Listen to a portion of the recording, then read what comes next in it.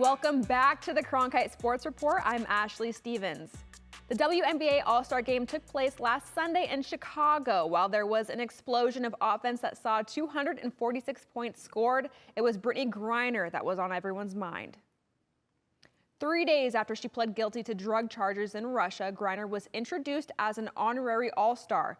Las Vegas Aces forward A'ja Wilson said after the game, quote, "We are not going to stop until everybody understands how serious this really is." At half, both teams came out of the locker room in Griner's jersey and finished the game wearing number 42. The WNBA commissioner spoke before the game about the continued effort to bring light to Griner's situation.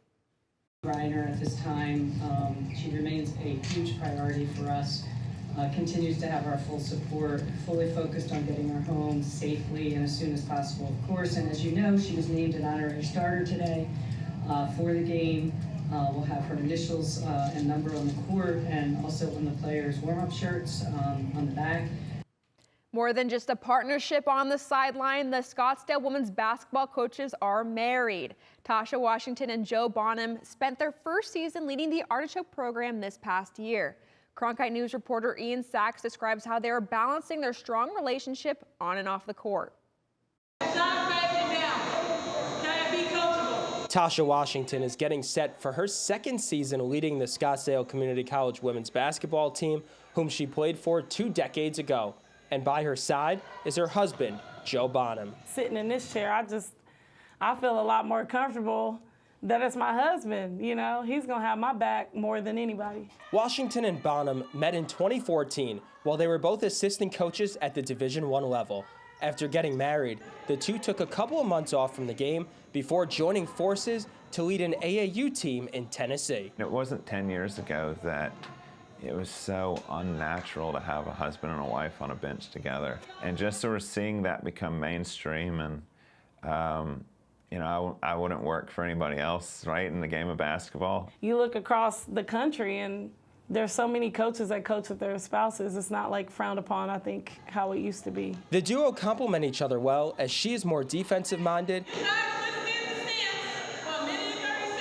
and he is more geared toward the offense. It's awesome just to see them like connect on the court, off the court, and then it brings us together as well because that connection's so well with them two that it makes the connection with us so much better. Bonham knows his role is simple, to provide ideas to Washington. Sometimes it's just a matter of, hey, why don't we try this? And if we don't, it's okay, right? It doesn't mean I'm not going to come up with another idea. It just means that one wasn't it. For this coaching couple, it's their strong bond that has enhanced their ability to combat challenges both on and off the court. Those hurdles of helping others and pouring your heart and soul into others, and doing it together, the hurdles you hit, it makes your own hurdles not feel as big, right?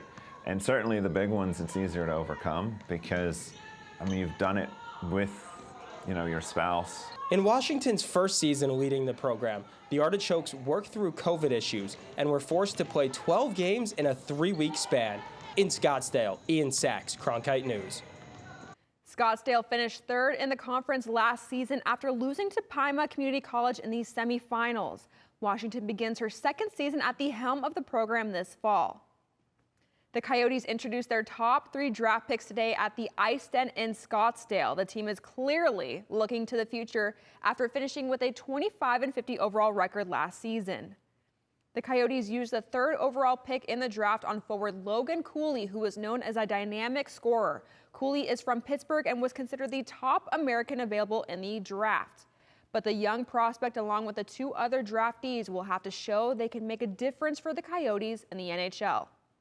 Now it's just, you know, they've got to grow a little bit, and they've got to go back to their junior clubs and college clubs and, you know, have good years, and then we'll evaluate after the season. But we were really excited just about the potential that all 3 of them can have. You know, Logan Cooley has got the ability to be a #1 center. They're hard to find, and Geeky at #2. And the big man, Maverick Lamoureux, on the backside, a 6'7" right D. They're hard to find.